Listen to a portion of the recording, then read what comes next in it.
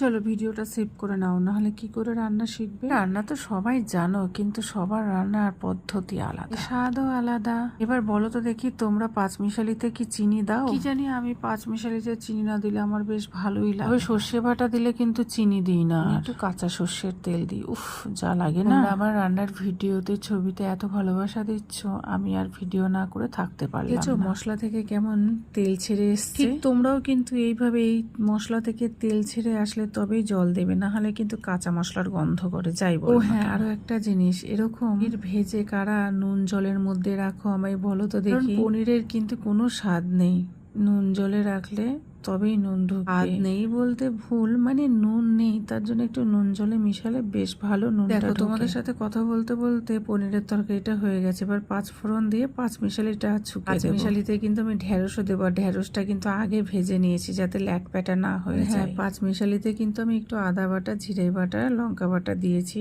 সঙ্গে কিন্তু আকর্ষণীয় ছিল আজকে দুপুরে পাট পাতার বড়া। যা লাগলো না, প্রথম দিন খেলাম, হেভি লাগলো এই বছরে। পাট পাতার ব্যাটারটা কি দিয়ে তৈরি করেছি জানোই তো, আশা করি তোমরা দেখে নাও। একটা মশলা, যেটা হচ্ছে নামানোর সময় পাঁচমিশালিতে দিলে যা লাগে না, পুরো একদম মানে খুবই সুন্দর। তোমরা যদি এই পর্যন্ত ভিডিও দেখে নাও, তাহলে অবশ্যই কিন্তু লাইক কমেন্ট করে দিও, আর আমাকে জিজ্ঞেস করো।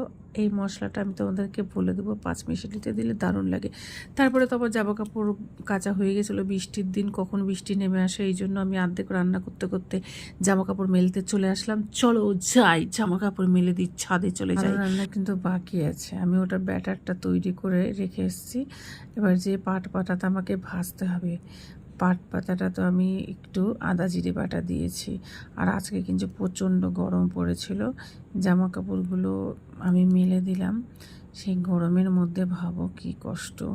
তারপরে একটা ফোন আসলো, চলে গেলাম কাজে। তোমরা জানো আমি কি কাজ করি, আর কাস্টমারের বাড়িতে যে করি। এই রোদের মধ্যে আমার পাড়াতেই ছিল, তাই আমি আর ড্রেস চেঞ্জ করিনি, আমি নাইটি বালি হয়েই চলে গেছি। আর রাস্তায় যেতে যেতে দেখছো কি সুন্দর ফুল ফুটেছে বাড়িটার। আর এই যে আমি কাজ করে চলেও আসলাম। এইবারে কিন্তু আমি এই বড়াটা ভাজবো। এই যে দেখে নাও, পাট পাতার বড়া। অনেকে জিজ্ঞেস করেছে বড়াটা কি সুন্দর লাগছে দেখতে।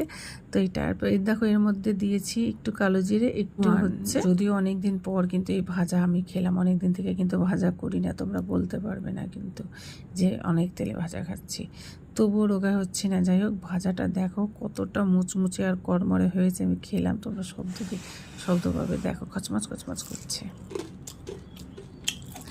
তো যাই হোক, দুপুরের মেনু তো এটা ছিল, তোমরা তো দেখেই নিয়েছো। এবার খেয়ে দিয়ে একটু টানা ঘুম দিয়েছিলাম। ঘুম থেকে উঠে ভয় পাচ্ছিলাম যে বৃষ্টি না চলে আসে,